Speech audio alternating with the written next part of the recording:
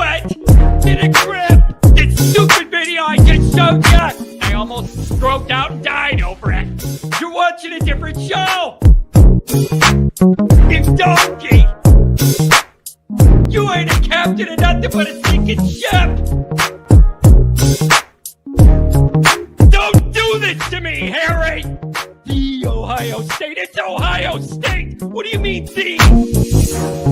312-988-15. Hello? You tell Johnny all you've heard and seen. Sometimes it's good to just yell about football.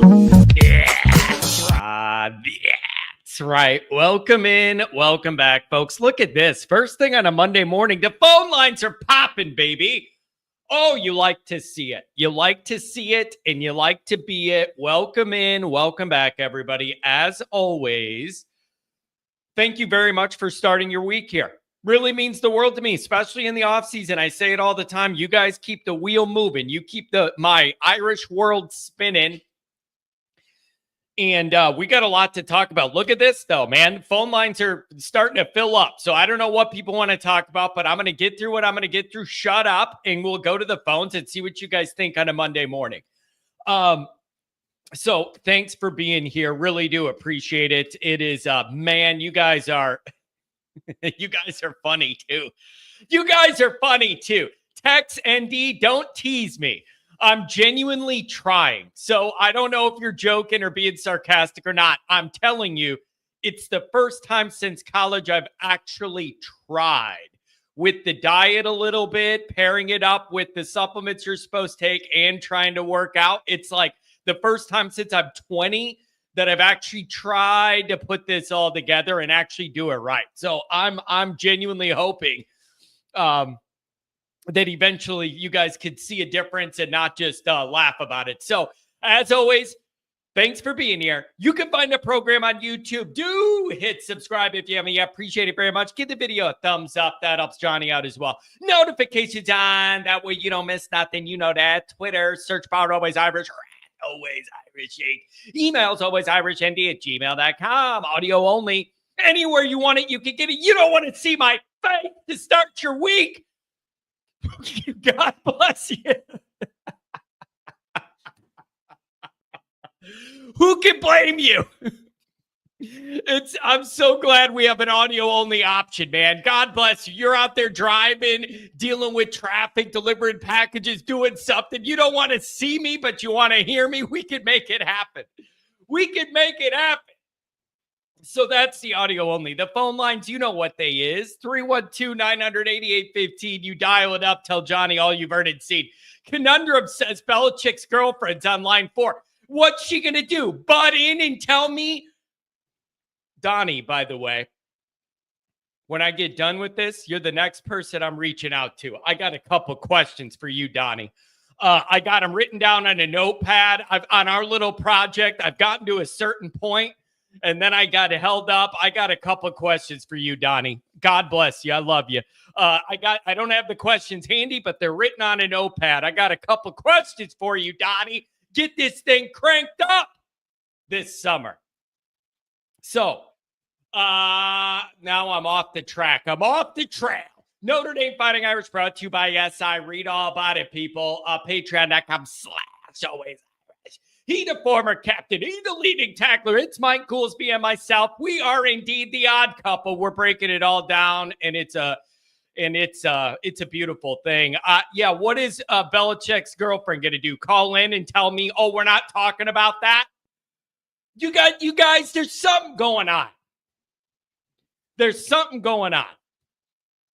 And what I think is the easiest answer of all time explains what's going on. I thought about it last night. It's been bugging me. And every other article I see is about her butting into Belichick business or whatever. Josh Miller, you are a fun person to hang out with. I like you. I like our time together. That sounded weird, but you know what I mean? And it kind of fits, to be honest, but you know what I mean. Here's the deal, man. Bill Belichick runs the football world. You know, he's him and Saban. It's like genuflect. Those are the guys, whatever. Like, That guy has nothing to prove in any room he walks in ever. He's the alpha. By default, he's the alpha because of his resume and everything he's done in this sport. He's the ultimate boss. He's the final boss of the sport. You have all that, right? And then this little 24-year-old girl's running his life, running out there during spring ball, running on the field in her high knee-high boots, directing, talking about stuff out on the field. In the interview he's having, she's ducking around the corner telling CBS or whatever, we're not discussing that. What do you? So it's like, I sit there and I go, dude, how is this guy getting dog walked by this 24-year-old when he's Bill Belichick? You know the answer. You know, I literally sat there last night racking my stupid Irish brain saying, how is this alpha getting dog walked, doing anything that this girl, letting her run everything? You know the answer. It's the same answer of why you say, why is my buddy whipped by his girlfriend? But it's the same answer. Money, clout, all the money in the world, all the clout in that business and this business and everything. It all comes down to just like your buddy where you're like, yeah, your girlfriend's good looking, but she's awful. Why do you deal with it? Same answer. Same answer. That's got to be the answer. I'm telling you this, though. Telling you this. Man, I would react the wrong way. I would react the wrong way if he was at Notre Dame or whatever, and she's out there on the field during spring ball and she's talking, running her mouth, and she's getting involved in interviews or whatever. No. It's just inappropriate. She should not be out there on their practice field in high heel boots talking to Bill Belichick during spring ball at North Carolina. Completely inappropriate. So this has nothing to do with her or him or whatever. If this was Freeman's wife out there in boots up to her knees on the field during spring ball, I would not react well. It's just not the time for that. I think that's completely inappropriate. I just do. And whatever, man. I just think I would not react well to it. And then that turns into, well, are you being like misogynistic against because she's a girl or whatever? You don't want her around football. And then it's not, that's not the dynamic. That's not the dynamic. It's just, that's completely inappropriate. It's completely inappropriate in my opinion. And she's running the guy's life, and he used to be the biggest alpha in America. And she's running the show and she's 24. But when you look like that, man, you get to do what you want. It's the most basic universal rule, man.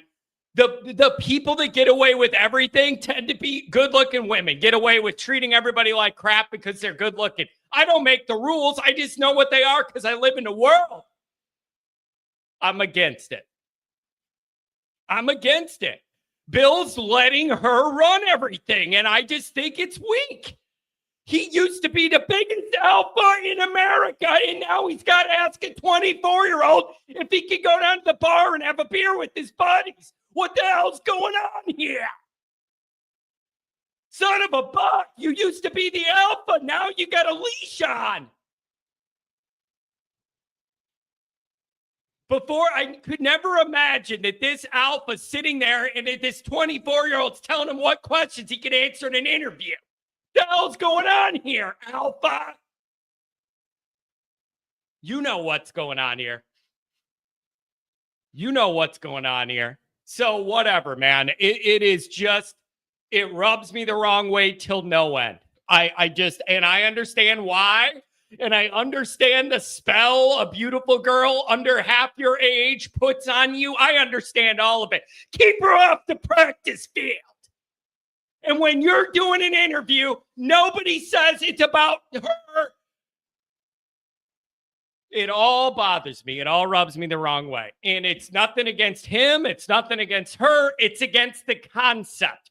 Your girlfriend / wife doesn't belong on the practice field during practice and in your interview telling you what you can answer or not. Totally, it blows my mind. I understand why it's happening, though. I'm not acting like I'm clueless. I totally get why it's happening, and I'm not saying it's right or wrong, but he's starting to look weak. He's starting to look like he's on this little leash, and this little 24-year-old tells the biggest alpha in the sport what to do. I don't like it. I don't like it at all.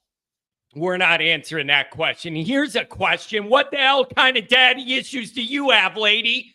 There's a question. Can we answer that one in the next interview? What sort of daddy issues do you have to get into this situation? It ain't normal, honey. It ain't normal, honey. So she got a problem too. I don't know what that means. Like jealous? Yeah, no kidding. But that doesn't delete my point. Gel? Like, you have gel? What, in my hair? I got 3 hairs left. You mean jealous? Yeah, I wish I had all that money and that power and I could have my pick of a 24-year-old to do too. But that's besides the point. That's besides the point. Pat says, remember when I asked that entertainer at your bachelor party that exact question and she slapped me? I vaguely do remember it, and it was awesome. Oh, here's something else I'm going to yell about. We may as well. Then I'll do super chats. Then I'll go right to the calls. You guys have waited enough. I'm already yelling. While my blood pressure's already cranked up, we may as well talk about this. Dan Wetzel tweets out, Michigan set to suspend Sherrone Moore 2 games as a result of the sign stealing thing. And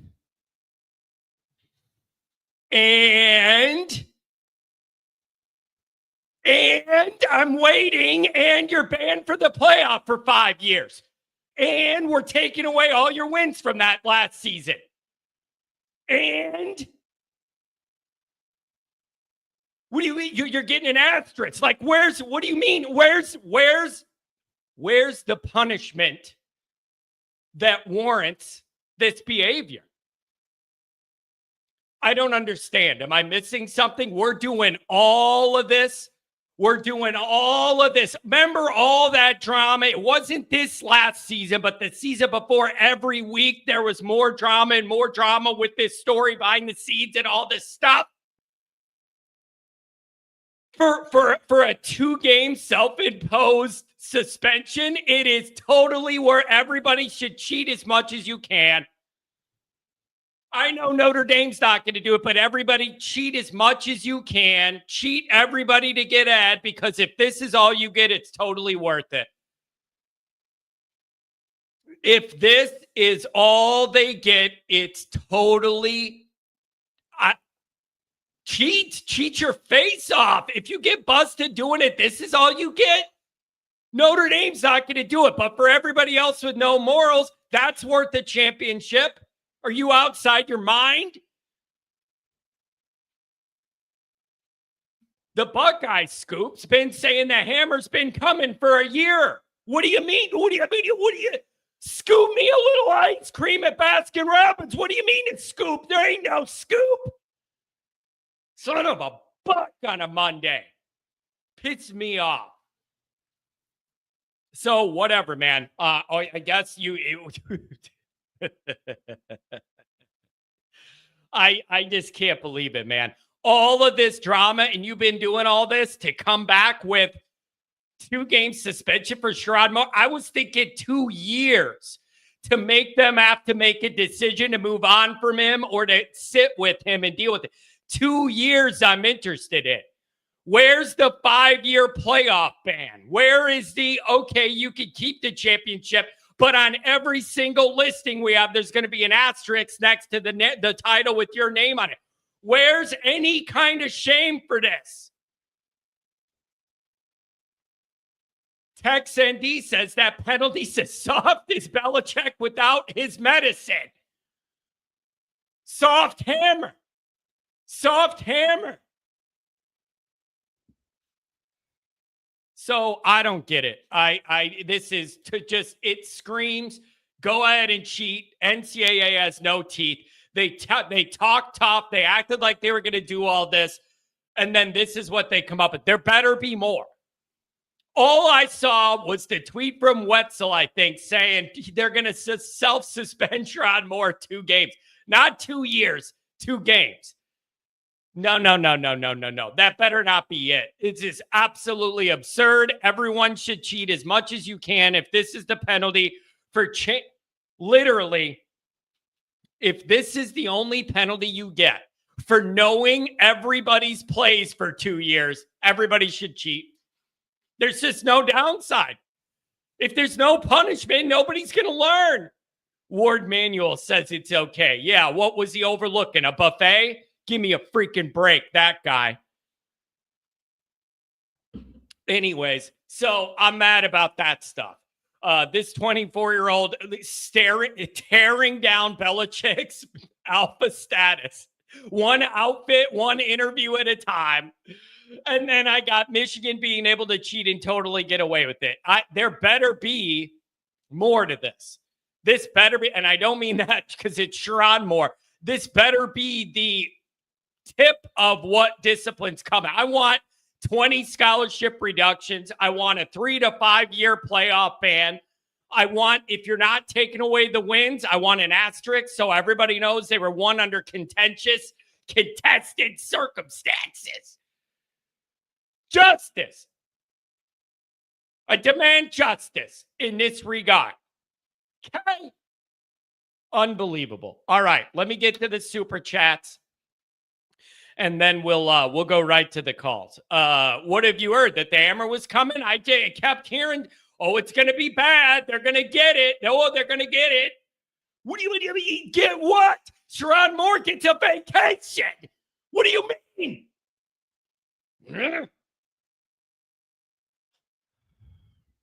Top 17-minute start to this one, folks. People are asking, what's the deal with the wrenches?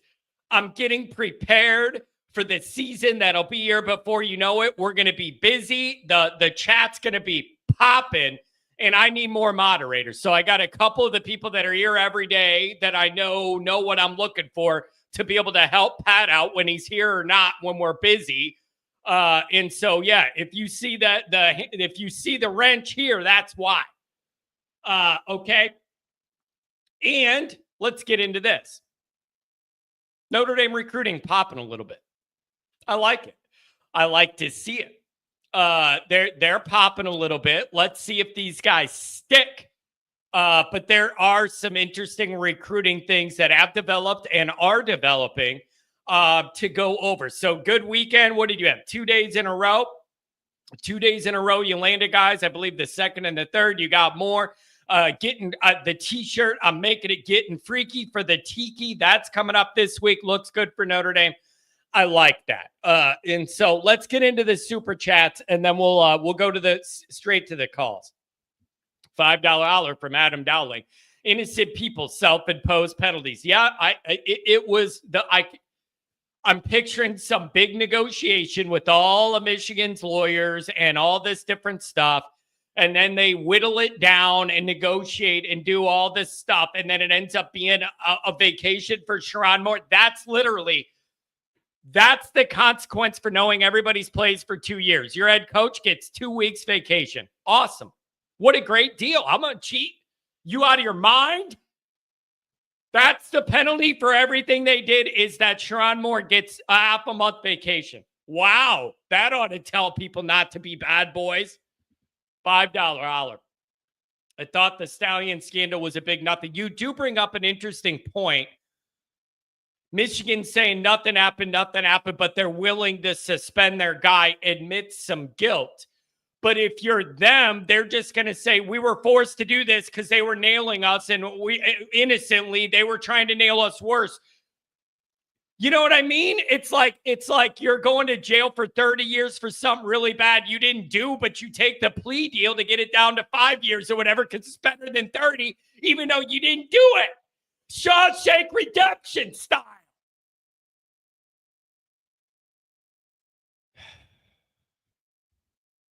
Whatever. I'm going to come back to a couple of these chats later.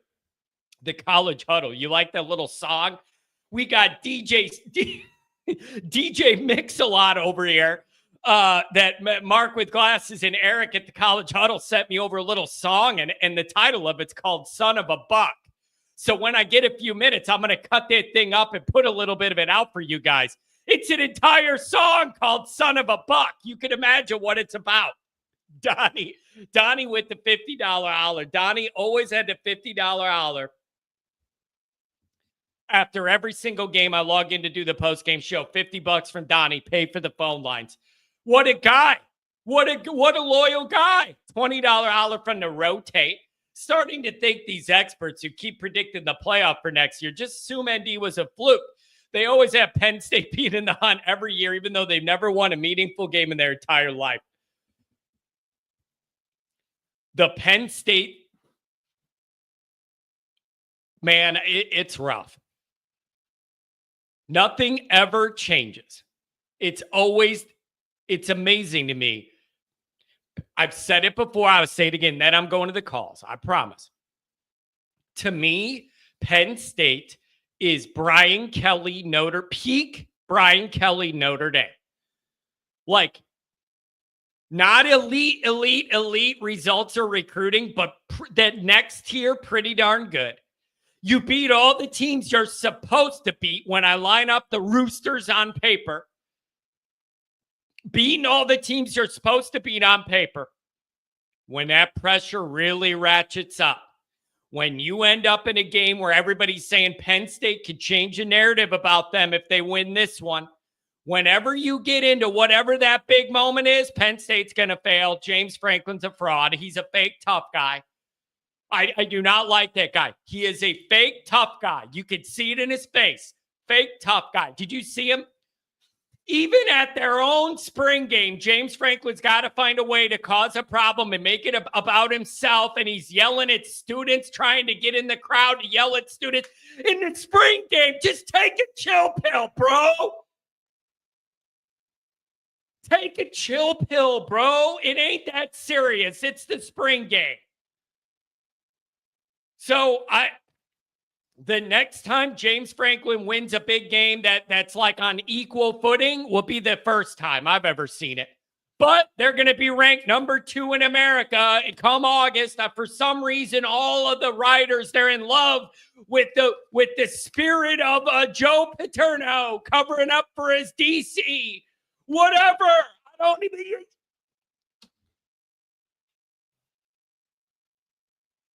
Why is there so many things that piss me off all the time?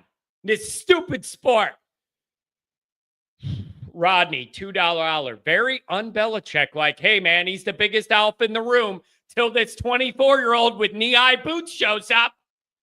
Then he turns into one of them guys. You ever see them things where, like, on social media of, like, a good-looking girl walking their guy through the city, and he's on all fours on a leash? Rubs me the wrong way. You're ruining your alpha status the more you let this girl, less than half your age, run your life, bro. It ain't a good look. We all understand why you're doing it and the benefits of it.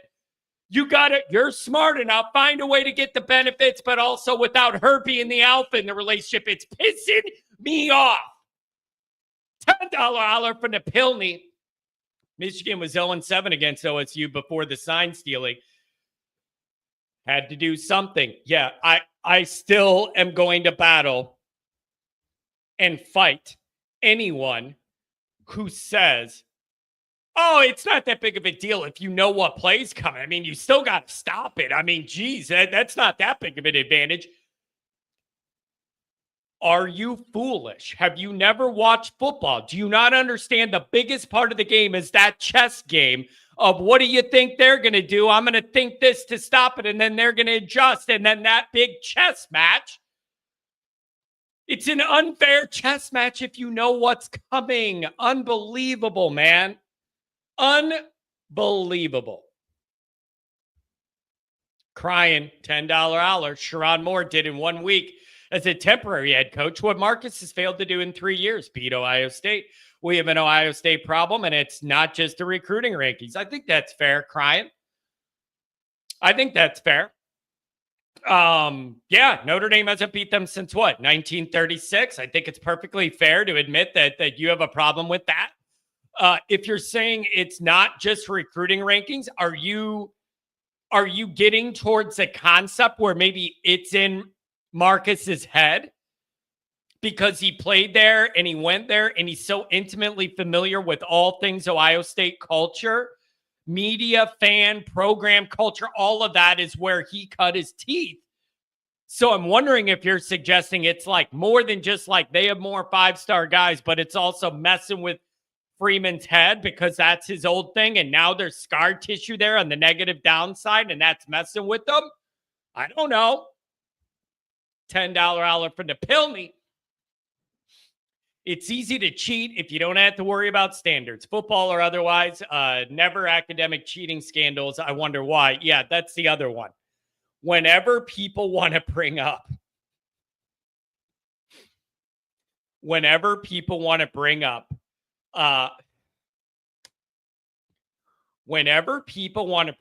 didn't Brian Kelly get in trouble for having some academic thing? And there was a big like academic scandal that 1 year with the Frozen Five or whatever it is. That's always something other fans bring up to throw in my face when I have this debate. Here's my retort to that. Number one, you can only have guys get extra help from a tutor on their homework if you make them go to school to begin with. You can't have cheating if the degrees are made up and those guys are never going to school, which happens a lot of places. So that makes me laugh because you're not even in a position to cheat on homework if you never done any homework. And number two, the other part of this is we turned ourselves in. There wasn't some governmental whistleblower saying, oh my God, Brian Kelly has this whole thing going on, whatever.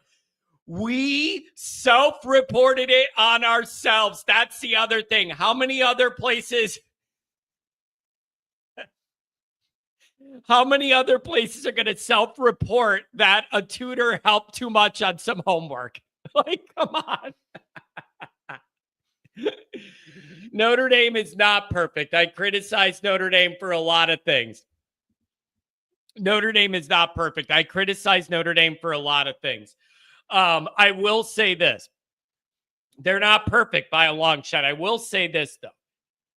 They genuinely try.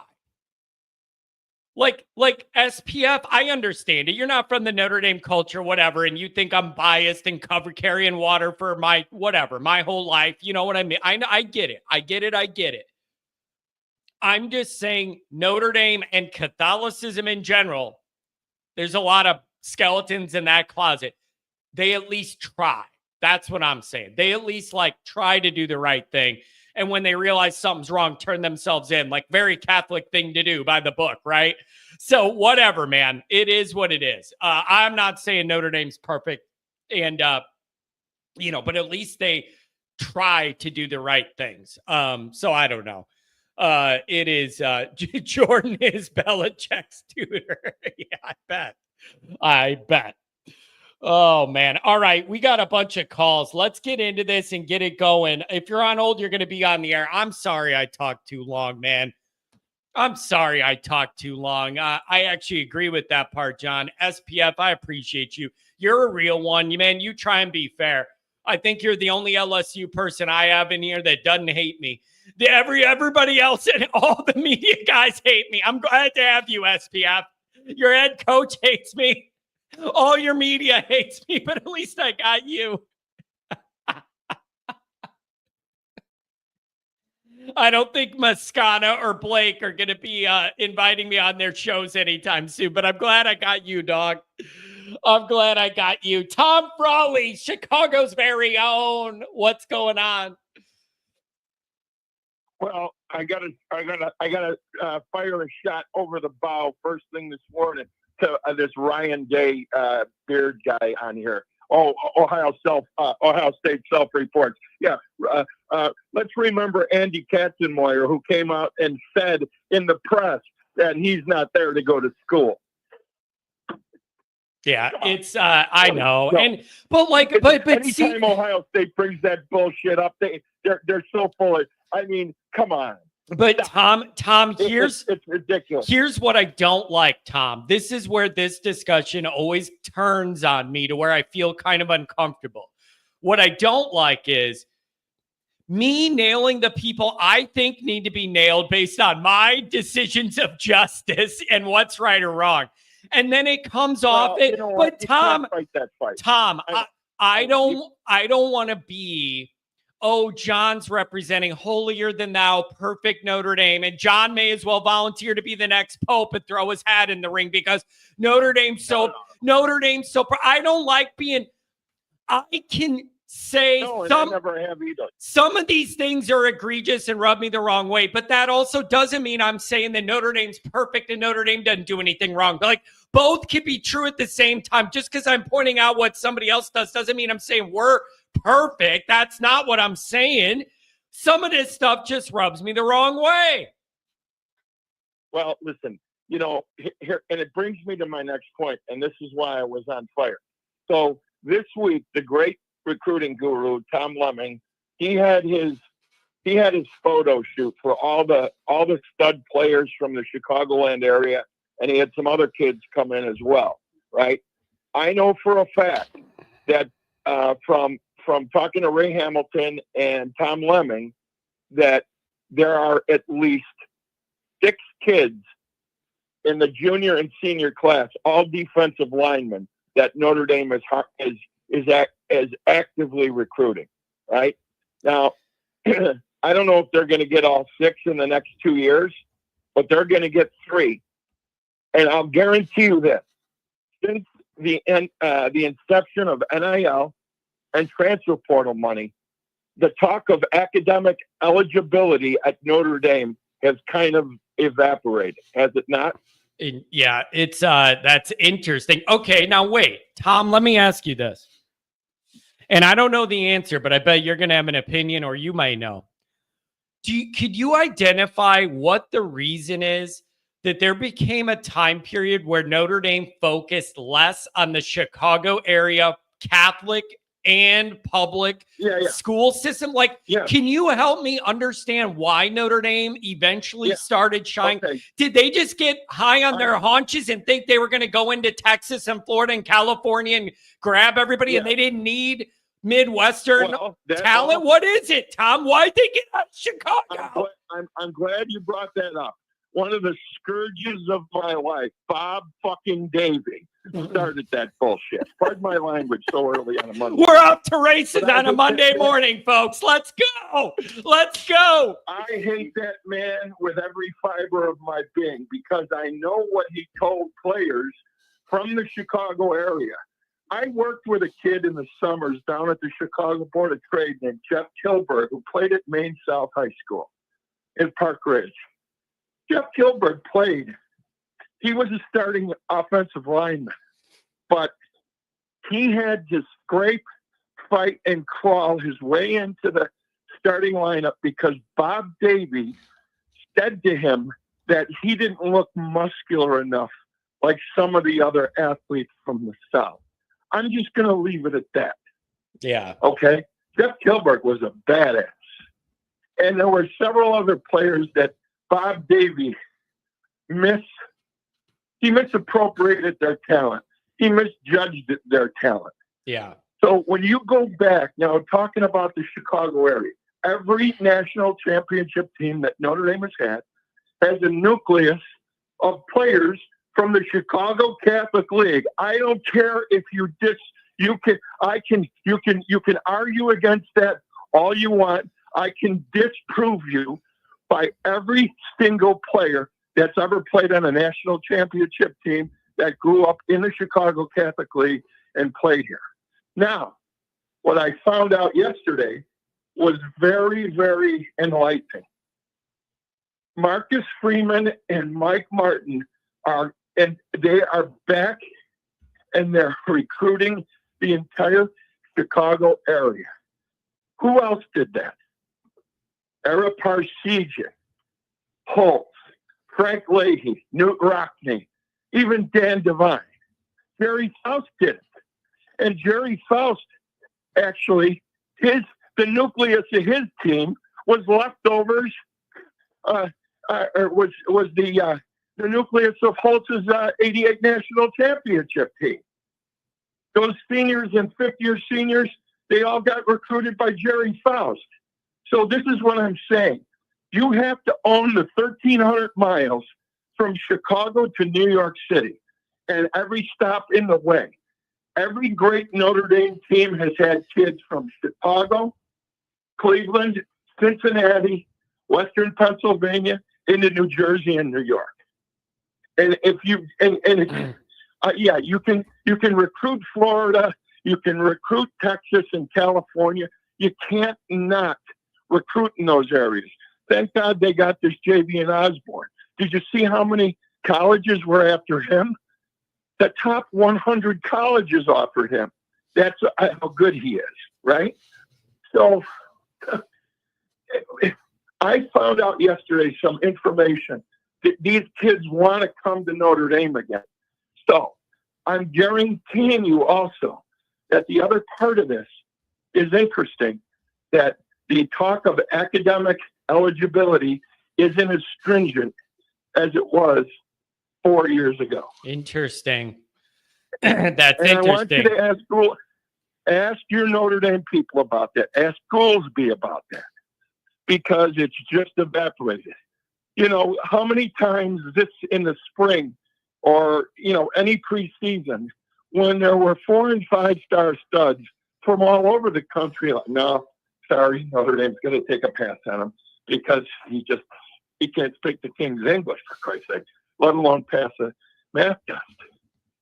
You know what I mean? Yeah. So it's listen, man. It's very interesting. You texted me early in the morning about, I got some information about Notre Dame and Chicago recruiting, and we're getting back in there and getting after it.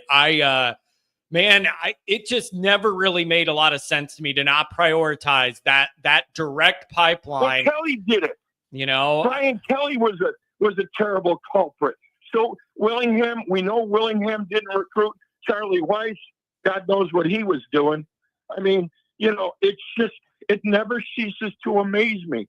You piss on your pipelines. These are the pipelines that made Notre Dame what it is. And if you do that, they're going to get rusty, and then it's all corroded, and then you have this problem when you pee on the pipe. There's a kid right now, Joe Quinn, who's going into his senior year at Mount Carmel. He's a defensive end and defensive tackle. And Vanderbilt's already offered him. A few other schools have offered him locally. If he doesn't wind up in a Notre Dame uniform, this kid is tough as nails. I saw him box. He was in the fight nights at Mount Carmel. This kid is tough as nails. Sign this kid up. This kid wants to go to Notre Dame so badly. And there's 4 teammates that they're recruiting as well. And arguably the best program in the country. I mean, it's so they're coming. There's 2 kids from Brother Rice, 2 kids from Loyola, 1 kid from Fenwick, and 4 kids from Mount Carmel. There you go. That are on. Yeah. And it's just, you know what, Tom, here's a part of this too, though. I always wanted to admit, and Pat Cotter can relate to this too. When you're from the area and you know all these schools, and I grew up playing at Mount Carmel and Providence and Loyola, and you know what I mean? All of this stuff. Yeah. I never knew whether I just had a loyalty to that kind of recruiting because it's comfortable to me, because I know those schools, I know the reputations, I know the talent they get, and I understand because I've been to those places. That was my league, that Southside Catholic League. Yeah, and I never knew whether I was. It came out of Bishop Mack. Yeah. I mean, exactly. Right. But if you go. And are we overdoing it? Everybody. Are we overdoing that because that's our comfort area, or is this a legitimate thing? You know what? It was down a little bit but there's been a renaissance in the Chicago area. And according to Tom Lemming, guess where the renaissance is? Where Notre Dame needs the most, the defensive line. I mean, Mount Carmel's got a freshman. They call him the Bone Crusher. He's 6'5", 350. I saw him play last year. He had 11 sacks as a freshman. He was in the backfield. He's disruptive the entire game, even as a freshman. Now, he's not like that. Remember the kid from St. Ignatius a couple of years ago, Scott, that went to Ohio State and then wound up in Miami? Yeah. That kid's going to be a bust because he's soft. Bone Crusher's not soft, okay? I can guarantee it. That kid is as tough as nails. So, I mean, and you look back, there's a book called Resurrection, The Miracle Season That Saved Notre Dame by Jim Dent. It was written in 2009, and I implore every Notre Dame fanatic to read this. And it's about Parsegian and when he came in. And what did Parsegian and Holtz have in common? They took kids that were out of position, fullbacks, like Frank Stamms, and made him a linebacker and a defensive end. And that's exactly what Parsegian did. How do you take a team that won 2 games the year before, go 9-1, and you have a Heisman Trophy winner that was the 4th-string quarterback on the 63 team? It's coaching, baby. Yeah. Man, but it all starts with the defensive line. Yeah, the defensive line is the place. And that's where Notre Dame has been so deficient. Man, look at all the great teams of Urban Meyer and Nick Saban of the last 20 years. They all start with the defensive line. Yeah, it's man, Tom, I love it. I love it. Get back into it. Get going here with this. I like it. Get back in that Chicago area. Build out a nucleus and know what you're looking for. What I like is with that Catholic League specifically, all of the grades and the way Notre Dame operates, all those kids are already used to it because that's how their high schools are structured with the Catholic viewpoint and the education being pushed. Those kids usually have good support systems, families that are stable, and that helps.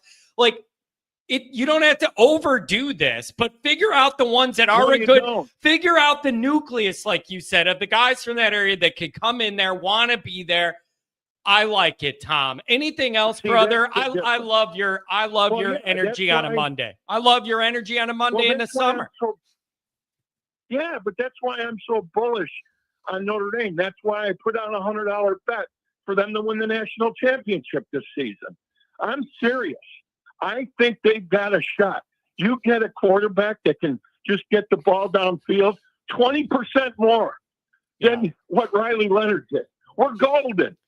Yeah, I like it. Defense is going to show up again. I like it, Tom. I'm telling you, this is going to be a team. And the next 3 years, I'm buying all the stock on Notre Dame I can, and I'm going to sell puts. I love this team. There you go, man. Tom, I love your energy first thing on a Monday morning. Like it just warms my Irish soul, man. Anything on the way out? Thanks, Tom. Yeah, well, it helps that I'm out on a 3-mile walk too. So it helps. It helps that you're out of the damn hospital too. That helps. Amen, brother. Well, listen, don't forget. Tom Lemming called this. Remember, I said this day. They start recruiting better here. It's automatic. It's an exponential lift back into the elite world where they belong. Now, whether or not they can negotiate the academic part of this, ask Goolsby. I'd like to get his opinion on what he thinks. Why there's all of a sudden the spotlight is off the academic. Yeah, well, Tom, just on the way out here, my initial thought might be maybe the new leadership's all in on getting football to a championship, and they like working with Marcus, and maybe Marcus was able to get a couple of things bet here that Kelly couldn't because of the way he treated people, and nobody wanted to work with him or for him. Like maybe that all ties into it. I don't know. Well, I keep hearing things through the grapevine that it's all boiling down to the quality human being that Marcus Freeman is. Well, there you go. What he might lack in X's and O's, he more than makes up for with how he treats the players. And there was a story about a kid recently that is seriously considering flipping to Notre Dame just by virtue of what they saw at Southern Cal. I'm not going to mention the kid's name yet because I don't want to step out of my purview. Yeah. Right. But if Marcus Freeman's been able to flip a couple of kids, and that's the real story. So when they go on these recruiting trips down to Los Angeles or Austin, Texas, or Tuscaloosa, Alabama, I wouldn't count Alabama, but Columbus, Ohio, and other places were there. They agree with all the good-looking sorority girls, and they don't show the inside of a classroom. Yeah. You know what I'm talking about. Yeah, I know. Yep. And then the coach says, well, and treats him like a piece of shit.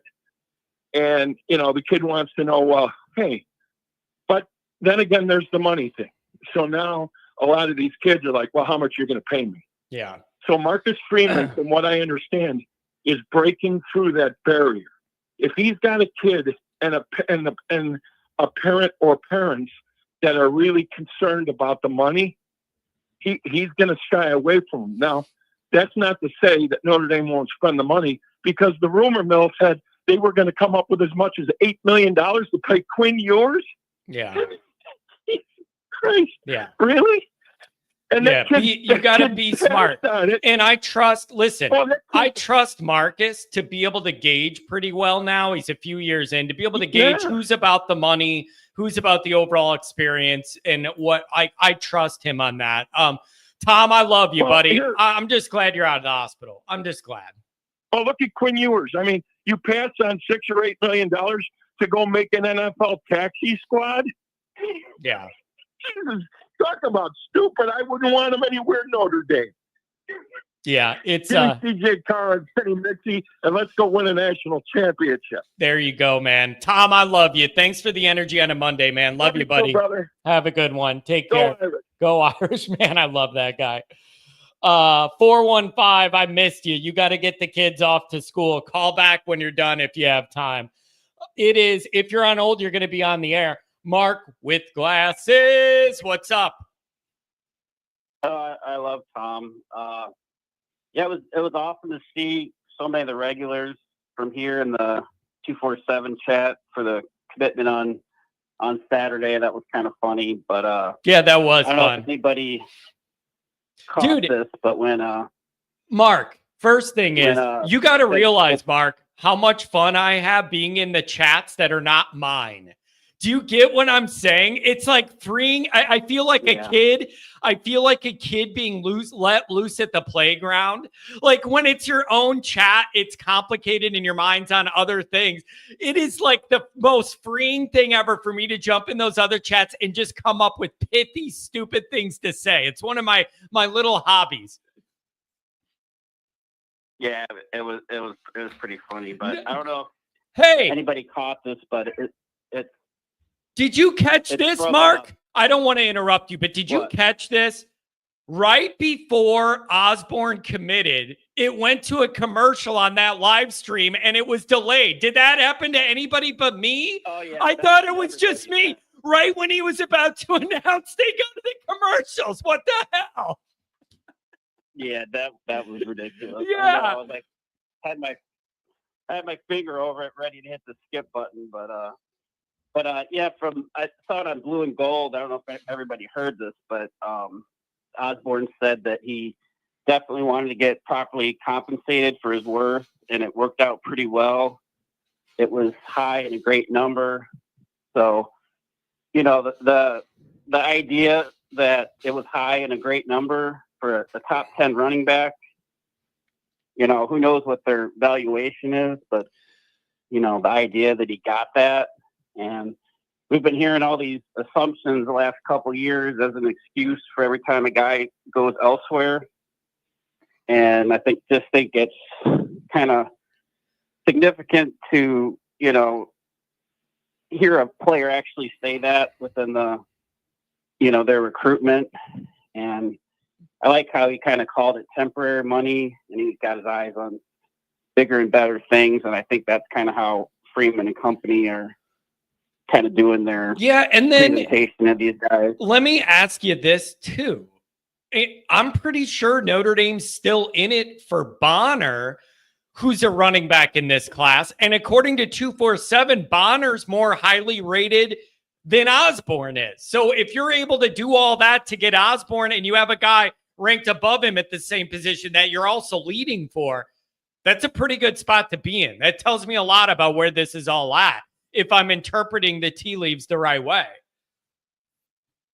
Yeah, and he was saying that that Jawan Fighter, he's got like a presentation and charts, and he kind of showcases his development of the running backs that he's had, and it just sounds like he's kind of really good with kind of selling himself and stuff. So yeah, who knows? Maybe we'll get some more. But like I think this is just obviously just one player, one commitment. But I think Texas kid turning down Michigan and Texas and A&M. I think that it shows they're strategic with that they will pay and how they pay, and all part of like the Mike Martin of it. But I think that kind of narrative that they're unwilling to pay recruits is kind of gone now based on that. And yeah, I think there's a lot going on. I think they're modernizing a lot behind the scenes, Mark. I get the sense there's a lot of things going on behind the scenes of Notre Dame getting modern that are never going to make an article. They're never going to make a YouTube video, like administrative behind the scenes type things. I just got the feeling that they're doing a lot of things to position themselves well for the whatever's coming next. And I like to hear it and I like to see it. Yeah, and I was reading on Fighting Irish Wire actually that they've got the number 2 rated class behind USC, but USC's got 13 more commits, and I think typically when we're rated this high, it's because we have like the volume. Yeah, and this class has a higher like per commit than even USC, like the blue chip ratio of it. Yeah, so they have 24 guys, I believe, but like 13 of them are like unranked 3 stars or whatever. Like Chad's going after it out there. We'll see how long they stay in the number 1 spot when everybody else's volume picks up. You get what I mean? Like they have 24 commits, which is way more than anybody else. Let's see what happens when everybody else starts to fill it out. And then let's see if USC drops some guys for some higher rated guys or whatever. But when you look at their class, yeah, they have some highly rated guys, but there is a lot of those guys that are like, I did not rank 3 stars and he's loading up on them. So I don't know. We'll see how it goes. Yeah. And hopefully we get Tiki on Saturday. And real quick on this Michigan cheating stuff, like it's not even a debate at this point with Sharon Moore. He deleted text messages and they deleted emails and all that. And they cheated. The university's been non-compliant over all this. They've been doing this for years. It stinks. The whole, that Netflix documentary where he kept saying, I don't recall. And I just think 2021 to 23 should just be scrubbed from the books. It's tainted as far as I'm concerned. Yep, I just hope they bring the hammer down on their ass. Mark, it's one of those things where like you just ever see an injustice in the world and somebody get away with it, and it totally goes against all your values and your ethics and the way you were raised and how to act and how to treat people. And then when you do something wrong, how you're supposed to own up to it and do the right thing. Like these type of situations are just totally against all that you were like raised to believe is the right way to act, and like cheaters don't get rewarded in the end, and like it all comes back around. Just this throws it all out the window if they're able to keep this title and suspend the guy 2 games and Somebody said they even get to pick the 2 games. So it's not even just like game 1 and 2, you're out. They let Michigan pick which games he's out for. This is a total joke. The NCAA has no teeth. They have no credibility, and they should just shut down tomorrow. Well, it's self-imposed, so they're trying to get out in front of it with the game 3 and game 4 suspension. So, they're trying to kind of do their own punishment, and that's what they came up with, which, is completely ridiculous. And it's just nowhere near enough. And they're just making a mockery of the whole thing. And I just think the whole college football world is going to celebrate if they ever get their ass, because it's, under Harbaugh, who's one of the most unlikable guys, and everybody hates Michigan, and it's an embarrassment. Yeah, it all rubs me the wrong way. If all you get is if you're able to get away, somebody's saying the NCAA isn't handing out this punishment. So wait, who is then? The magical Judge Judy in the sky? Who's doing it? And the answer can't be, oh, well, Michigan's doing it. They just get to decide your own punishment. Why even have a court system in America? You get arrested, you get to decide your own what happens. What is going on here? Yeah, it's a bunch of BS. That's all I got. Thanks for taking my call. Whatever, man. I'm going to cheat in everything in life from now on. You could get away with it. I'm doing it. So bye-bye, good boy, Catholic Johnny. I'm going to just do whatever to get ahead and leave a pile of fire in my wake. How about that for a way of living? Get to be outside. How about that? Mark, I love you. Thanks for being around. Have a good Monday. I don't get it. So people are literally saying that's exactly what's happened. This is their internal review. Wait. If you're on hold, you're going to be on the air. You're saying this isn't the NCAA. This is Michigan trying to do their own thing to present to the NCAA in hopes the NCAA says you're slapping your own self on the wrist enough. We're not going to do anything. That doesn't clear my anger towards the NCAA. That makes it more intense. Why are you letting the bad people? Why are you letting the criminal decide their own punishment? Come on. This isn't the NCAA punishment. It's coming late. This is getting convoluted. Seriously, man. People have gone to court for murder and got it figured out quicker than this. Seriously, people have literally gone to court with their whole life the rest of their life in jail as the balance, and that's come through quicker than this. Somebody get serious. Unbelievable. Rodney, what's going on? 443-615 coming up. What's up, Rodney? Hey, buddy. What's up? How you doing, John? Number one is your phone sounds fantastic. A+, 10 out of 10. A+ right now, perfect. Don't jinx it, John, because the reception goes in and out in this living room for some stupid reason. Don't move and Anyway, don't breathe, and you're fine.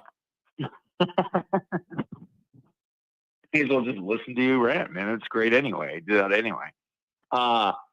Dude, okay, so you brought up a few things.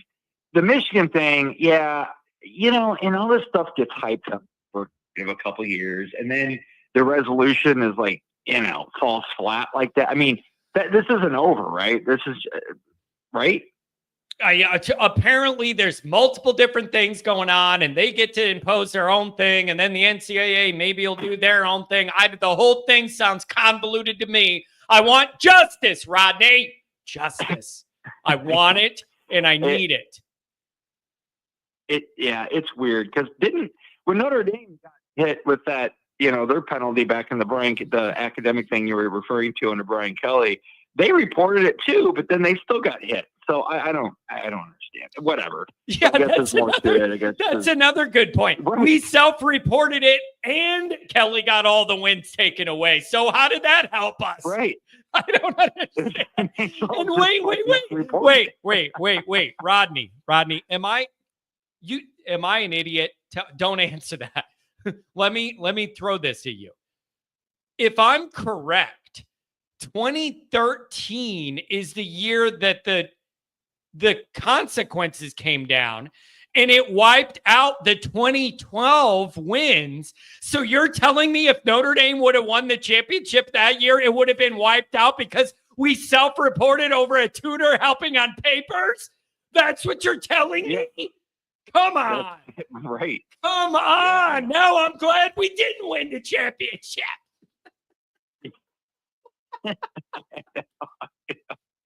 Can't even claim your own. Yeah, exactly. This stupid Notre Dame life. Look at what it's done to me, man. I'm in shambles over here on a Monday morning at 10 o'clock in May over this. I need to get a grip. Man. And then the Belichick stuff, man. It's so, like I said, man, it's so weird. Because you were talking about, could you see Marcus Freeman? No, I can't see that. But I'm looking at, if you'd have told me the one guy that would be the furthest thing from anything like this, I mean, I would think Bill Belichick. He's the most bland football coach ever. You know, it's like, Rodney, you know what it is. You know what it is. She's got the magic spell. I mean, we all have friends where you're like, why are you letting this girl run your life? And the answer's obvious. Like, I understand the benefits. But I don't think. Well, and I also think that there's also an age factor here as far as I don't know that I can't see him doing this 10 years ago in the same situation. But maybe when you get to be a certain age, you just don't care anymore. You know what I mean? It's like my legacy is my legacy. You know, so I'm just going to go out with a bang kind of thing. Now, I can't verify this, but late last night I read an article that said the people at North Carolina are getting annoyed by the circus. And I read that Belichick was looking into hiring a PR firm to be able to kind of navigate some of these issues that are coming up with her being too involved in everything going on in the landscape. I don't know whether that's true or not, but I just thought this guy would be the alpha, and if she wants to get along with it, she would listen to what he says. It ain't going that way. It isn't going that way. She's the biggest alpha in the sport, and she's poking her head in an interview and saying to the interviewer, we're not talking about this. Nobody's interviewing you. It all rubs me the wrong way. It's like that instance with Alec Baldwin a couple weeks ago when his girlfriend said something online, or, at a red carpet event or something, and she shut him down. And it's just, I don't know, man. I don't know what to make of it. But like you said, actually, I do kind of know what to make of it. It's not that hard to figure out and put two and two together. But it's just, man, the Bill Belichick of 10, 15 years ago, I've never seen that. I mean, it's so unfootball-like. It's just weird. It's just weird. Like you said, whether in practicality, how it actually is being played out in real life, but whatever that is, the look of it is just really bad. The optics are really bad. But whatever. Yeah. Whatever. You mean when he could do whatever he wants to do. I'm just saying, if it was us and Freeman's cute wife was out there on the field in those knee-high boots during spring ball on the field while spring practice is going on, it would really rub me the wrong way. It would really rub me the wrong. It's just not appropriate. And then the fact that she's like the same age as the guys playing makes it even weirder on top of that. But that's just inappropriate. I don't care if you're Bill Belichick or Saban or Newt Rockney's carcass. You don't have your wife out there on the field while you're coaching. I just think it's wrong. Well, it kind of goes back to the whole Wild West thing, man, in college football right now. Again, I couldn't see this it's so weird to say you couldn't see this in the NFL where it's a more professional, it's professional, which means in a way you would think there'd be more rules in place at the college level just because the kids are young. It's kind of going the opposite, man. It's like it's college right now that seems to be, man, I just wonder when all this is going to change. What I mean by change, I mean with the playoff expansion, with the NIL, the transfer portal, and you're hearing that these new rules are on the horizon coming up, but who's in charge of that? Who's doing that? certainly I don't think it's the NCAA anymore. Is there a new collective that's going to take over the NCAA? Is the NCAA going to become part of that? I don't know. But you're just wondering, when is all this going to start? When is there going to be more boundaries in place? You know what I mean? With college football in general. I mean, I'm loving the sport. Don't get me wrong. The playoff last year, that was one of the most fun rides we've had as Notre Dame fans. And, you know, I mean, it was the inaugural playoff, 6 or 12 team playoff. And that was great. Don't get me wrong. So there's a lot of great things going right now, but there's other things. It's like, man, we got to really tighten the screws on some of this stuff, man. Yeah, it's it's kind of wild, man. But whatever, man. I don't know. It's just bugging me. Rodney, any thoughts? Notre Dame on a little heater year with recruiting, and it looks like it should keep rolling. Looks like you're expected to land a few more guys. Tell me if you agree with this, Rodney. I felt like Notre Dame was honestly behind a little bit in all their offseason priorities because you lost the whole recruiting operation when Sched left and everybody followed or spread out to other places. You already were coming off the longest season in Notre Dame football history. So you were behind. We felt that, and I think it was real, tangibly real. They've done a damn good job getting caught up. That recruiting operation has gotten caught up quick.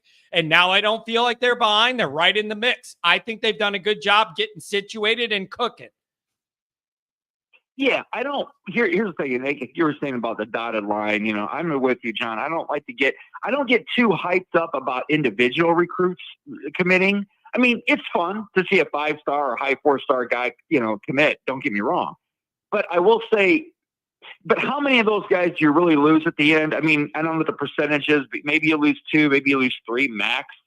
But the point is the overall operation does seem to be almost has flipped. Because like you were saying, it used to be we just load up on guys and we'd be high up there in the rankings because we had a lot of, like USC's doing. But then at the end, we might lose a couple, and then all of a sudden you see Alabama and Jordan, all these Ohio State surging at the end in the last 2 weeks. 5 or 6 guys commit, which puts them over the top. It seems like Notre Dame's kind of starting to go that route where they're putting, they're getting the right kind of, I said the right kind of guys, but literally they're getting high end guys. I like that a lot better. Going along. I don't go into I don't have a stroke when you say like higher level than RKGs. Switch that word out. Let's call it that. Hey, Rodney, this is totally unrelated to anything. We missed you at Blue and Gold. Yeah. I'm just throwing that out. We missed you at Blue and Gold. Like the family was asking for. You're one of those faces we're used to seeing when we turn around. And we missed you. Just know your presence was missed by the Kennedy. I 100%, man. Ditto. I miss you guys too. Can't wait for the next event. Again, man, I know we talked about this, but we gotta plan something for the summer before fall gets here. It's gonna be here before you know it. Yeah. It'll be. We do need to do like a just low pressure hangout. Figure out who could get to town, and we go have fun for a day or two. 100%. We'll text about that. But hey, man, this is okay. The Mike Martin thing. That's his name, right? The GM, Mike Martin. Is that correct? Yeah. Really loved his press conference, man. And even though it was more of like potential than it was actual what he's actually done, but what he knows, it just seems like right now things are like you said. There was a delay. We were behind the 8 ball, but boy, we caught up. And I gotta believe he's a lot to do with that. And I'm just saying, I just had a really good feeling about him, at that when I heard his press conference, and it seems to be coming into fruition. I think it's a really, really great time to be an Notre Dame fan right now. I'm telling you this. That's really what I'm going to say on the way out. Rodney, I feel I'm going to put myself out here, and I'm comfortable doing it. This is the most stable the foundation of this program is felt to me in my, 30 years of like really following Notre Dame, that I was cognizant. I go over it all the time. I was alive in 88, but I was 4. I can't count that. Of my memory and understanding of all things Notre Dame football, on the field, off the field, administration, behind the scenes, all of it. This is by far the most solid foundationally I've felt about this program that I've ever felt in my life. The question now is, as you move from the early to the meat of the Freeman era, can you get this thing over the hump? Yeah, I mean, I totally agree, man. What Freeman has shown. Everybody was like high on his recruiting ability, in the beginning, oh, we didn't know about X's and O's or whatever. But what I think he's shown more than anything, more than recruiting, more than X's and O's, is his ability to build a foundation. That is what has been amazing, man. It's like he's doing things that a very experienced college coach would do, that has 20, 30 years, and he's doing it now. Like he understands, like, I'm not perfect. Of course, he's also getting better and better exponentially as a coach. Like, he proved this last year that he could coach. Like, he got brought on recruits. Yeah, he can get them motivation, all that kind of stuff. But he actually proved, hey, so many of the things that Freeman was deficient at early in his career, he's already improved on drastically. And he's just doing such a good job of getting the right people around him, man. And that's such an amazing quality you have to have. You hear coaches talk about all the time, like, the other guys will make you look very smart. And that's what he's doing, man. He understands, like, I got to get the best people around me, Anyway, I'll say that on the way out, man. He's so structured this foundation where it's not just going to come crashing down. It's only going to keep building. Yeah, it is. Man, I'll tell you, it's a good time to be a Notre Dame fan. This is exciting. It's just there's almost a different level of stress now that I feel. I'm always stressed about Notre Dame, but it's a different level of stress when you feel like you're legitimately entering your program's winning window, to where, like, there's a couple things you want to shore up, but you feel like you're close. It feels like that's where this program's at. And you got a back last year, up another strong one this year, get in that playoff, make some moves again. I know you have a young quarterback. Make it work anyway. Win with it, win around it while you bring him along, whatever you need to do. So I don't know. Rodney, I love you, man. Thanks for calling. Have a good week. Love you too, bro. Take care. Have a good one. Telling you, this is a lot of energy on this show on a Monday. I like it. It rubs me the wrong way. Getting rubbed the wrong way. Better not being rubbed at all. You sound like you in jail talking like that. People are talking about the incident with the weather and the intern recording the game, the practice, and the weather blows over the thing, and why there was no heavy duty consequences for Notre Dame on that, and they were able to skate out of that situation. That's complicated, because that's not even like a football thing. Like, that's not even a football thing. And so that, to me, is very different.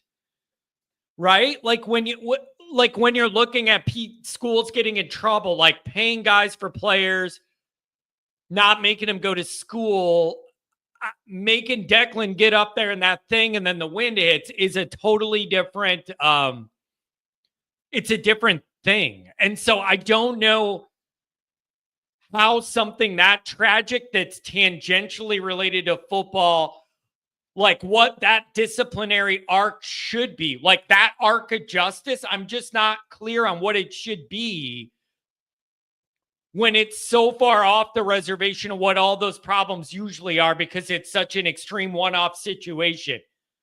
So I don't know. Pat says they should still have the responsibility. They admitted they were using outdated weather tracking equipment.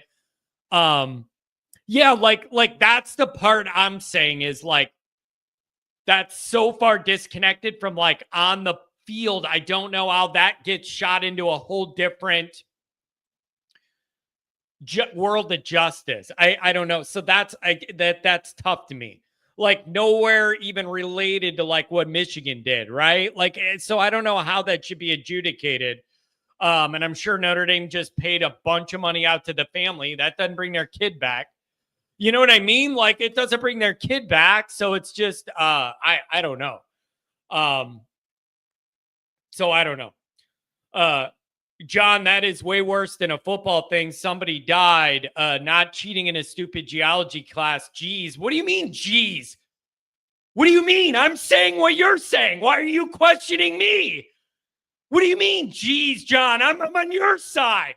I'm saying that that's such a bigger scale thing. It's on a different tier of what needs to happen.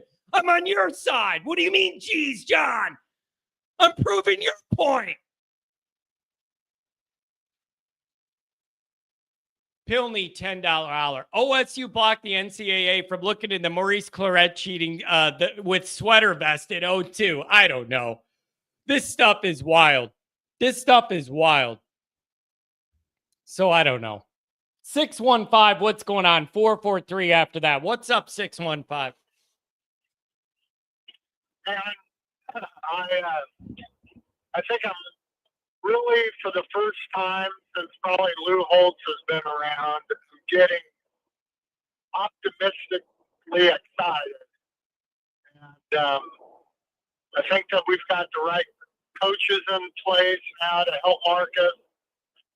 And I just think if it's not now, when's it going to happen? The next couple of years, you know?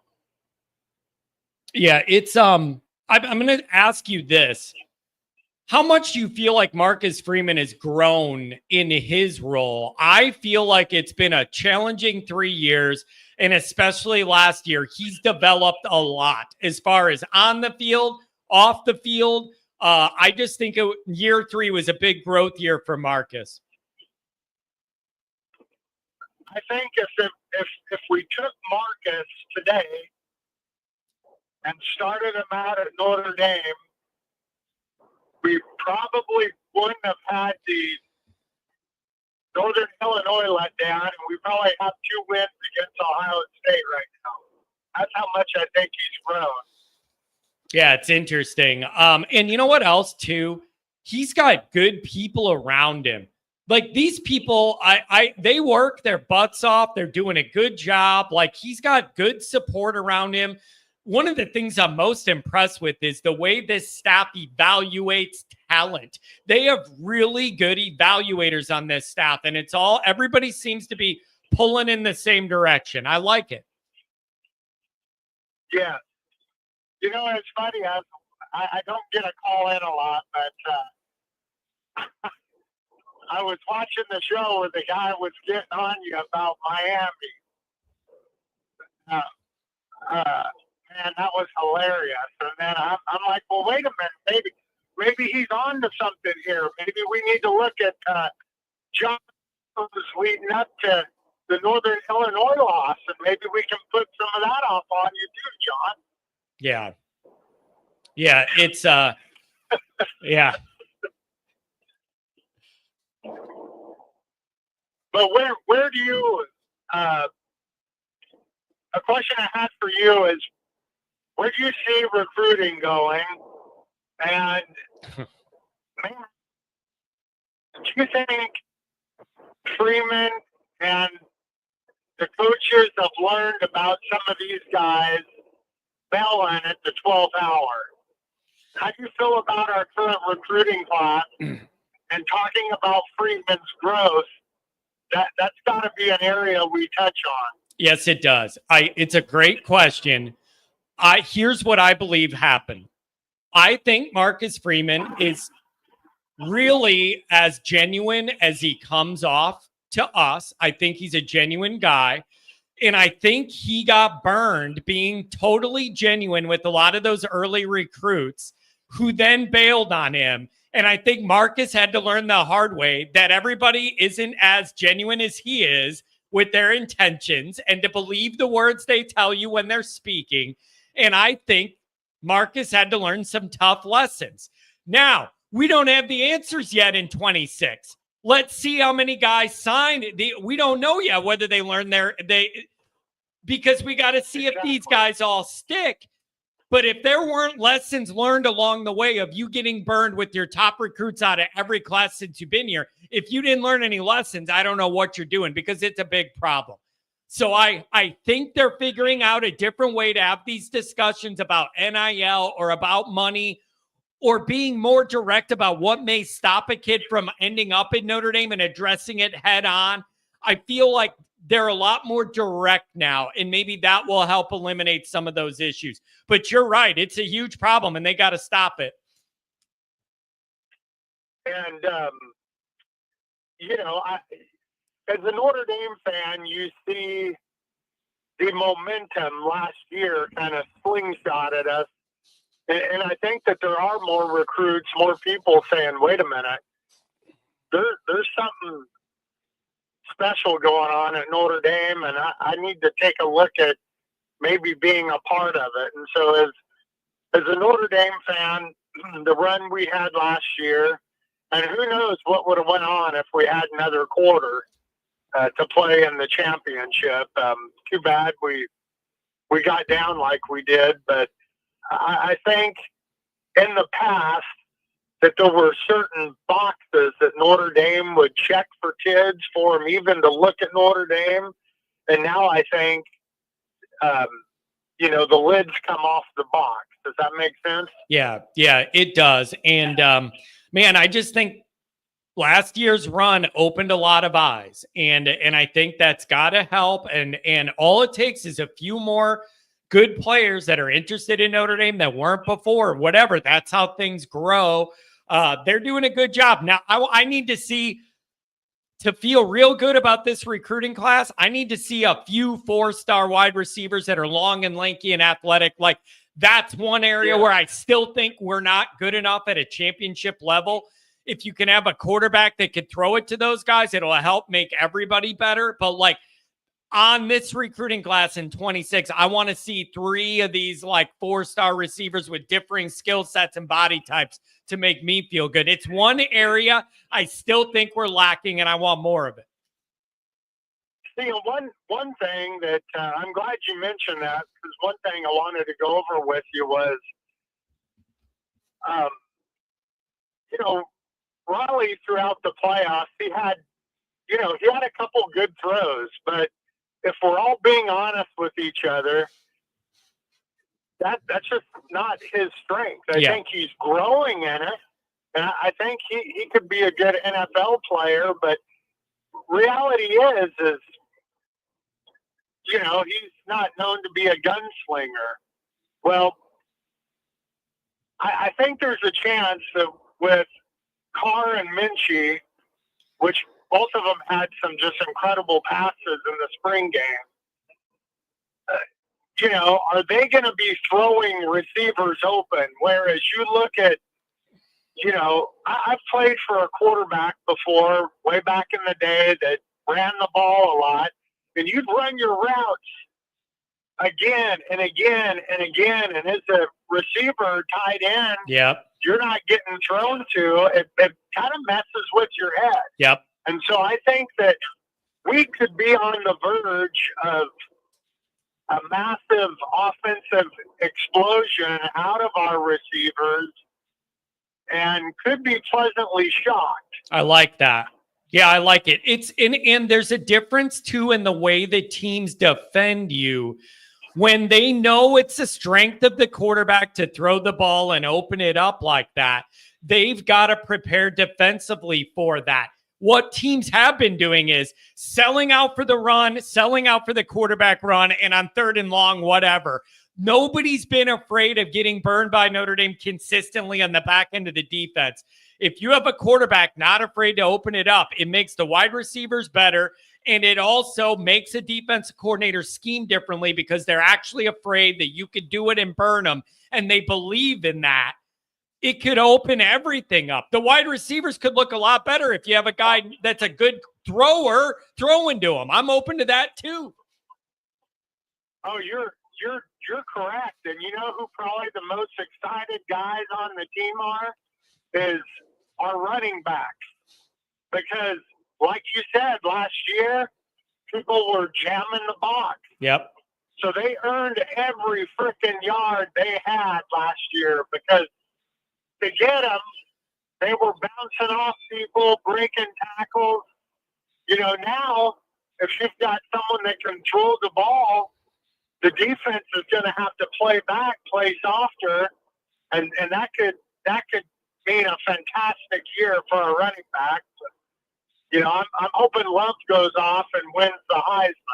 Theoretically speaking and practically speaking, I'm of the belief the more dangerous your pass game appears to be, the better your running game should be. The more dangerous your running game should be. And if you're really good at running it, it should open up the pass game. Both of those things move together to me. And if Notre Dame could get a more dangerous pass game, this offense could be truly balanced and dangerous. And we just haven't seen that in a while. It's the next iteration. Oh, I know you and I are no Goolsby here, but I think we've hit some good points and are on to something. I think so too. So I don't want to overdo the pressure put on whoever the young starting quarterback's going to be, but I do think it's fair to think things are going to open up here. We're going to see a little bit of a different style of Notre Dame offense, and I'm here for it. And it's kind of one of the last boxes to check before you feel like Notre Dame's like title competitive ready. You got to have a more dangerous pass game. That's just plainly obvious to me. Yes, sir. Hey, one quick question for you. Did you have, and I know it's early, but do you have any idea maybe what game the tailgate's going to be Purdue this season? Purdue. Oh, it's going to be Purdue? Okay. All right. Well, we're going to plan to go to another game this year, so we'll look at Purdue. So there you go, right, man. John, well, thanks for your time. Love the show. Let's keep growing the family. I appreciate it, man. Thanks a lot. Take care driving out there, and give me a call again. Nice guy. Hasn't called since January. 443, you're coming up. Let me hit a couple of these super chats. Pilney, $10 hour. Bless me, my father, for I have sinned. ND self-sabotage at the altar of academics started with Father Ted, who ran Frank out of town. And that started Notre Dame's decline, and Era saved it. Oh, Frankie was recruiting in the war, man. No, a world war isn't going to stop Frank from figuring out if you had eligibility. You know what I'm saying? Oh, man. $20 hour from the Pilney. Man, I'm telling you what, Pilney, you keep the phone lines jam-packed, baby. Rest in peace, Eric Pennick, who passed away over the weekend. I did see that. Cleveland, Ohio product. 70-yard run in the 73 SC game turned ND season into a title run. Eric's mother told him, you're going to Notre Dame over OSU and Woody. $20 holler. I appreciate that. Mark says, the university settled regarding Sullivan. The university settled. What more do you want? Some people just wanted a head to roll. That's all it is, Mark. Some people wanted somebody to lose their job. It just doesn't seem like proper justice when all you got to do is write a check for money you can afford to pay, and then everybody keeps moving on like normal. That's what people wanted, Mark. Somebody to get fired, whether it's somebody. I don't know who. You could debate whether it should be. I don't know who it should be. But people wanted accountability, not you to just write a check and all the problems go away. And you don't miss the money because you're Notre Dame and you print money. So I think that's what people are saying. Nobody loses their job over a mistake that lost a kid his life. Like that kind of thing. So I don't know.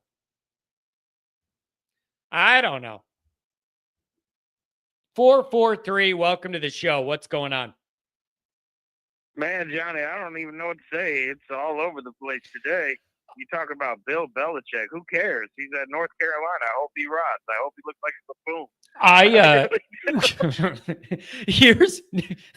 Listen, man, it just bothers me. I'm sorry. It just bothers me seeing her run this alpha's life. Well, you know what? He got clipped. He got neutered. I don't care. I hope he makes an embarrassment of himself, because that means North Carolina ain't going to be what it's supposed to be. Hey, it's a benefit to us. I don't even know what you're upset about. My this is a good point, actually. This is actually a good point you're making. I think it's just, it rubs me the wrong way to see an alpha male at the peak of this male, like, brutal industry, and she's just running the show, and it rubs me the wrong way. I just don't like seeing it. Oh, I love seeing it. Number one, I hate the Patriots, so rotten pieces. I hate them, so it couldn't be better. Hey, where are you at? You got a little accent. Where are you at? I'm in Baltimore, but I'm originally from Detroit, Michigan. Why do you got a little accent? That ain't no Detroit accent. You got a little something there. What? Come on. I ain't got none. everybody says that, but I can convert to whatever. It is what it is. I might have an accent. I don't know. I think you do a little bit, but I don't notice it either when people are like, John, you got that Northern Illinois type. I mean, I don't realize it in myself either, but I was thinking a little down south, maybe not Detroit. Oh, no, yeah. Well, it's a funny story. I actually grew up in a household of Michigan season ticket holders, and I turned out to be a Notre Dame fan. Oh, God bless you. How were you able to tell them that Michigan football brain disorder is a real thing and you're not going to be a part of it? How are you able to stand up to – you got to lay down the law and go, Mom, I don't want MFBD. You and Dad already got it. I don't need to get it too. It's not genetic. I'm out of here. Well, my dad – he says I got brainwashed by a communist propaganda film called Rudy. Yeah, there you go. There you go. He said he got brainwashed by a movie, but I grew up in a. So trust me, Michigan. Every time Michigan's good, I have to hear about it all day and every day. Yeah, so I don't. And the cheating scandal. I've told you this before. Listen, bro. Unless they're taking away the chip, I don't care because it's just going to be like the 49ers. The Denver Broncos and all those other NFL teams that won chips and cheated the salary cap, and they're like, "Oh, we took away a draft pick." Well, I'd give up a draft pick or whatever. Yeah, exactly. So exactly. I don't really care at this point. Yeah. And the thing with us is, and another thing brought up today was the academic thing. That was a bull crap scandal. All the crime for guys that didn't want to go out and do the hard work or push. Okay, they were happy being good and above average, and we got so used to the Brian Kelly era of, well, we're not great, but we're not bad, so we're respectable.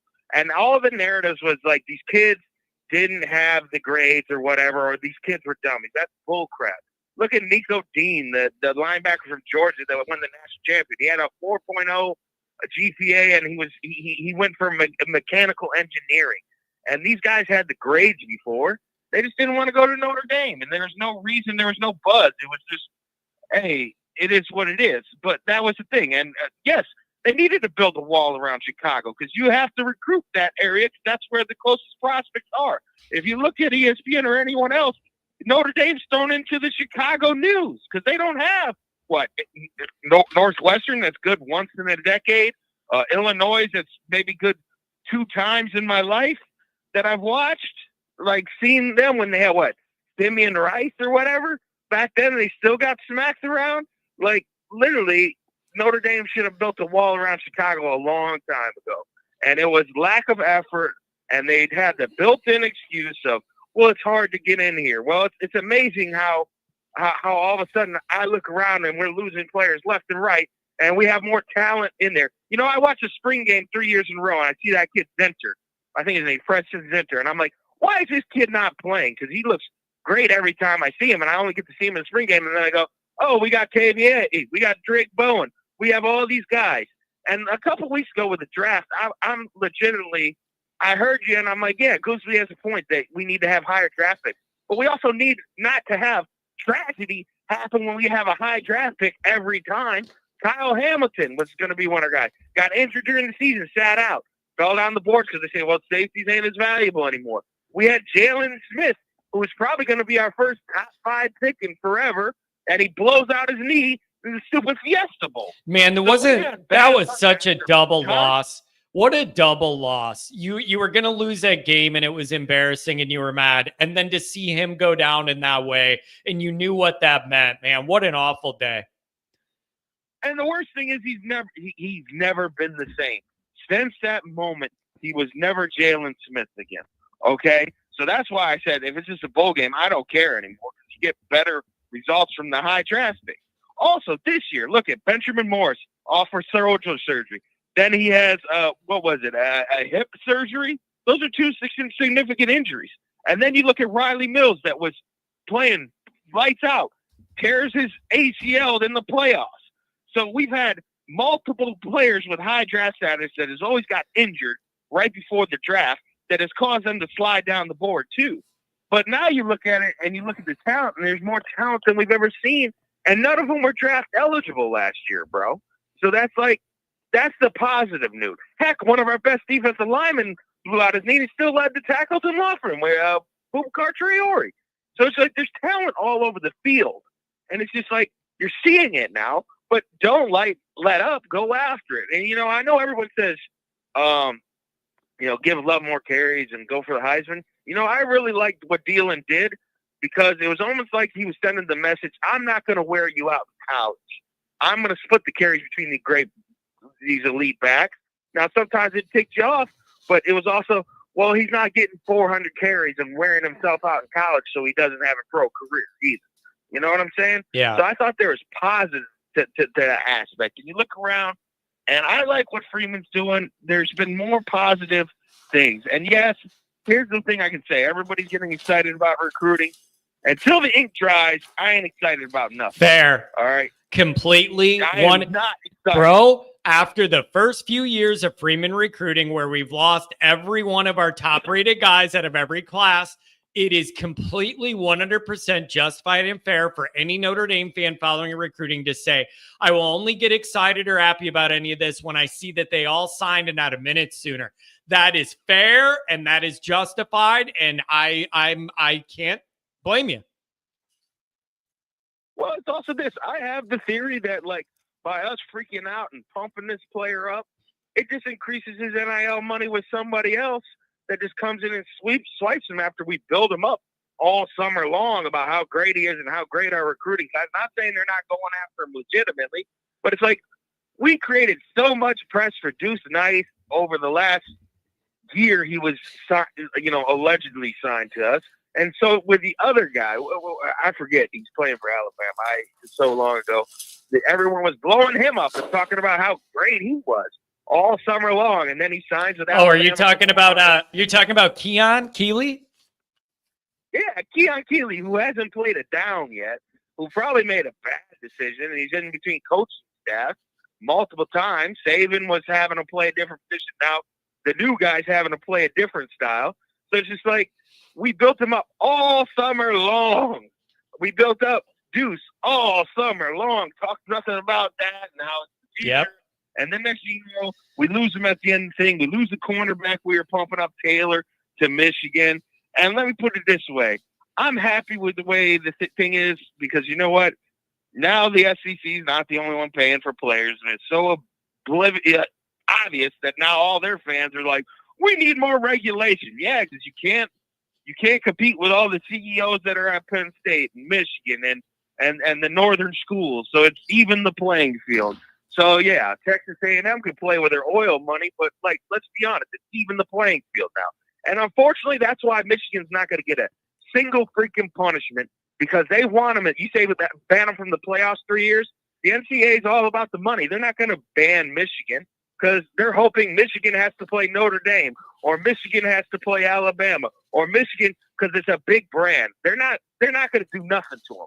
And the fact that we self-reported just proves we're dumb for a player that really didn't even play hardly at all. It's just baffles me. Hey, you're doing the right thing. You're doing the right thing, man. Turn yourself into the principal's office. Doing the right thing. Okay.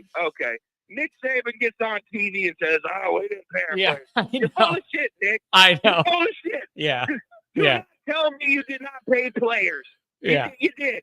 You did. And everybody kowtows and goes, I'm just joking. No, I'm not joking. Yeah. That's why you have Shane Gillis was not joking. When Shane said that, he was dead serious. That was not a joke. He was serious.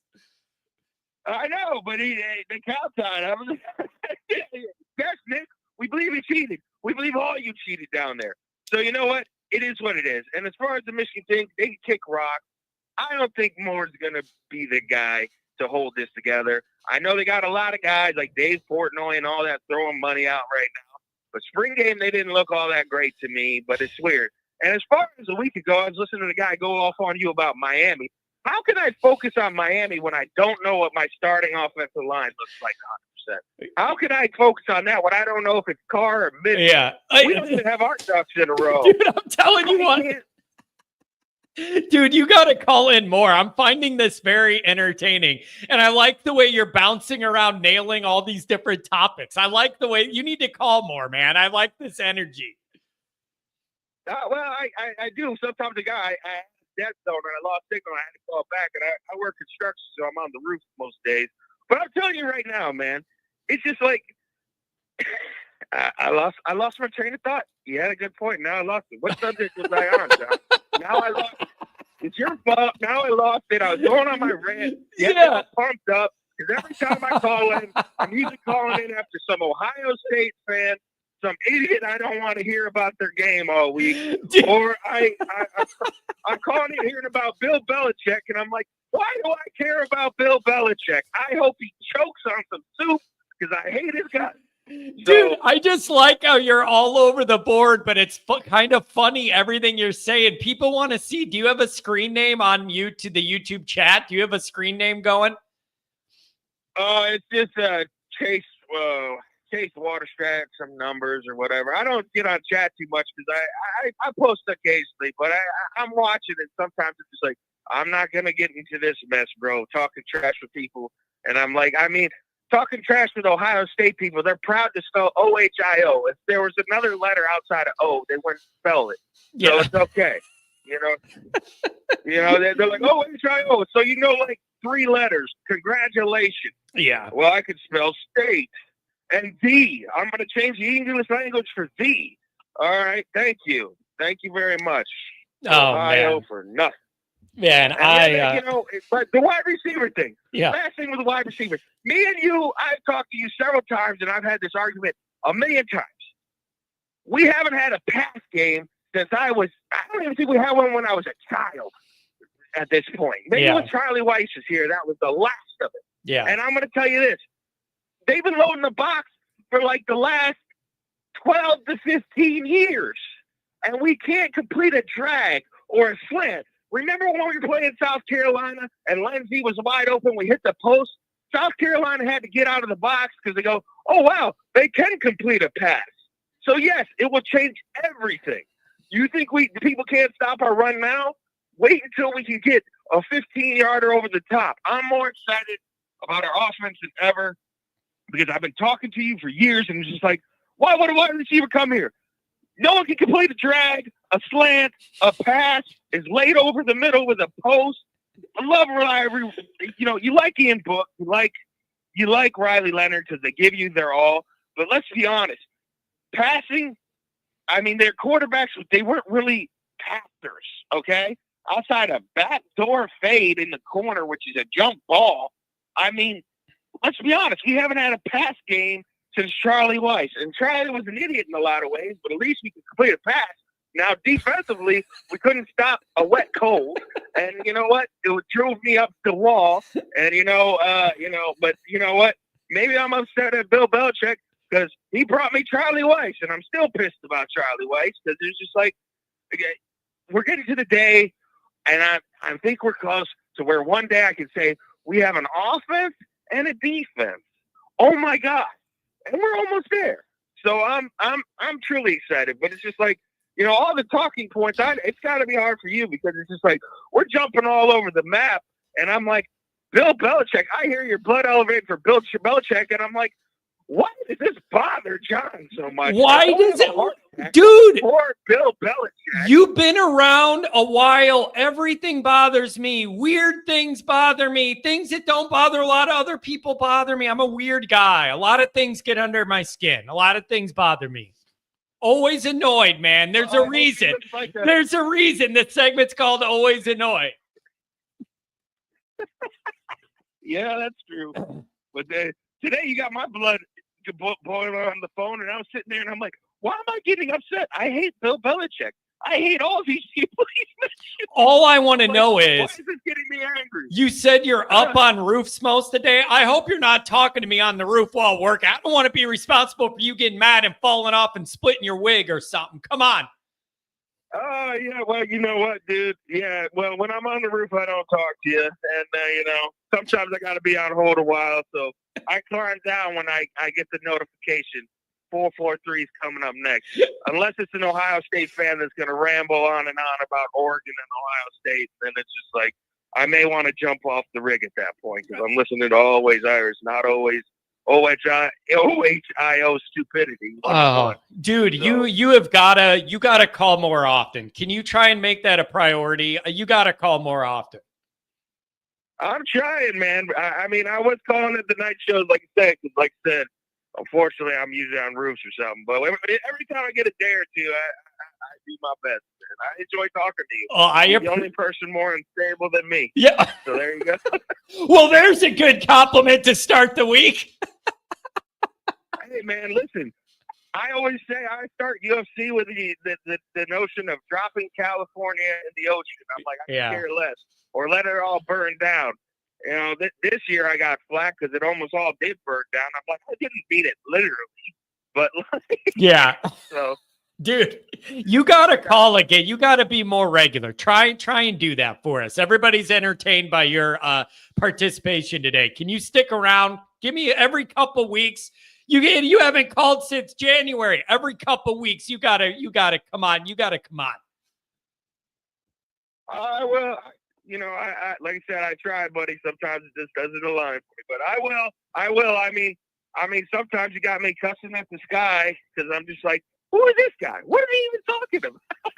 It's always something. Your earlier caller about the wall around Chicago is 100% correct, because Michigan and all those schools started building their foundation in Chicago and took it away from them. So he is 100% right that you need to build the wall around Chicago and snag from other places, because that's what's going to make it unstoppable Notre Dame again. You know. Yeah, hey, I'm with you, man. Hey, thank you very much. Everybody, you bring an entertaining feel. Give me a call back whenever you get a chance, please. I will do that, buddy. You take care of yourself. Be blessed, and till next time. Have a good one. Really good call, man. Get engaged. Call some more. Dude, I like that guy. I like that guy a lot. He said he's on a roof. Swandong says he's on roof east. That's totally different. But dude, that accent. Come on with that accent. That sounded like a little bit of a southern twang. And then the guy says he's from Detroit. What the hell's going on here? What is the deal? I don't understand. Detroit? I never heard anybody from Detroit with that accent. I thought he was going to say he's from the hills of Tennessee or something. The Wolf. Ow! I'm an Ohio State fan, but I come over to listen to John because of his fire and his passion. I got that fire and the passion. I appreciate it. Thank you very much. South Detroit. I don't think it goes that far south.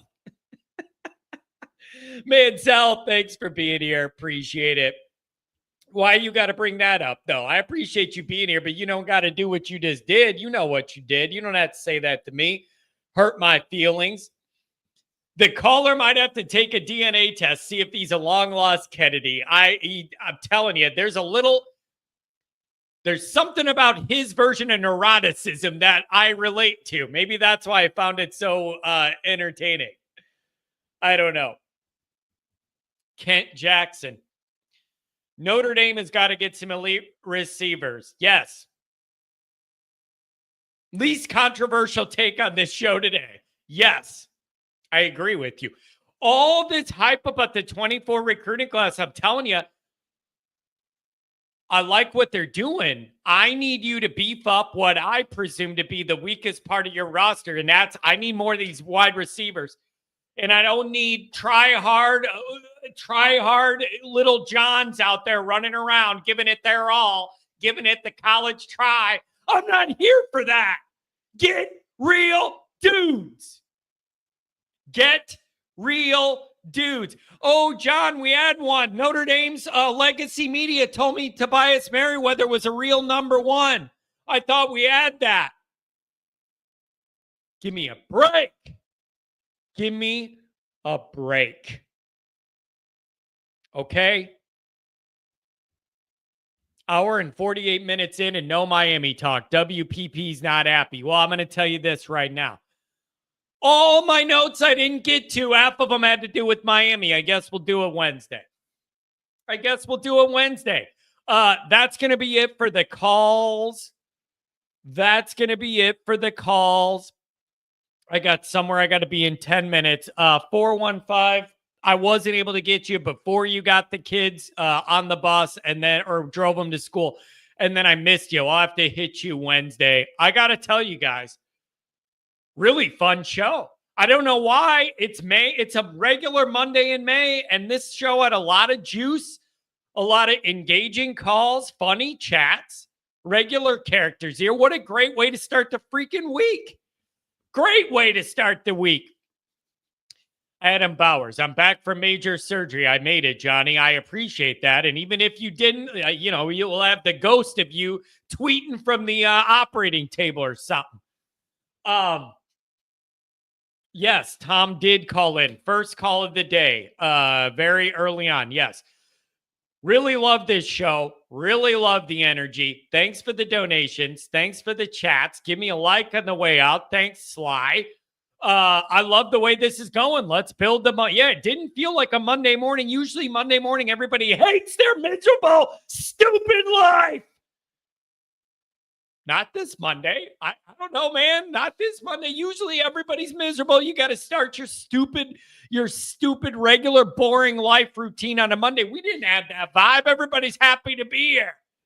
Happy to be here. Kent, don't jinx it, but I've been feeling pretty good with the sinuses. Even though it's been hot, cold, I'm holding steady right now. So don't be jinxing me. I'm doing well. Thank you guys, man. I love this community. You guys are the best, man. And it just keeps getting better and better and more comfortable and more people involved. Like, this thing is cooking, and it's because of you guys. Thank you. Have a really good Monday. Me and Goolsby will see you on Raw at 7 o'clock tonight. We'll see you on Patreon. Later.